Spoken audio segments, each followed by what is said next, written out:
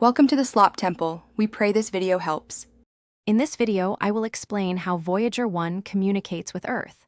Let's dive into the incredible technology that allows us to hear from this distant probe. Despite being billions of miles away, Voyager 1 still sends us valuable data. It relies on a specialized antenna and extremely sensitive ground stations to bridge the vast cosmic distances.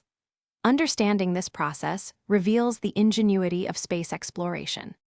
To catch Voyager's incredibly faint transmissions, NASA employs its Deep Space Network, or DSN. This global array of massive antennas, located in California, Spain, and Australia, works together to capture signals that are weaker than a billionth of a watt. These huge dishes, some up to 70 meters in diameter, are crucial for amplifying and decoding the tiny whispers from interstellar space. Given the immense distance, data transmission from Voyager 1 is incredibly slow. It sends information at a rate of about 160 bits per second, which is far slower than typical internet speeds.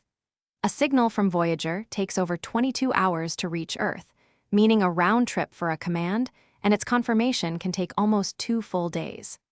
This delay highlights the challenges of deep space communication.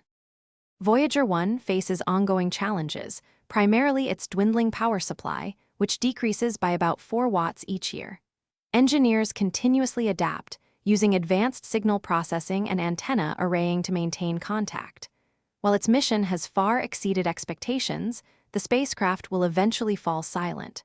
Remember to check the description for a link to these fantastic leak-proof containers, along with other great deals. Until then, Voyager 1 remains humanity's most distant ambassador. Thanks for watching. Consider subscribing if we helped you.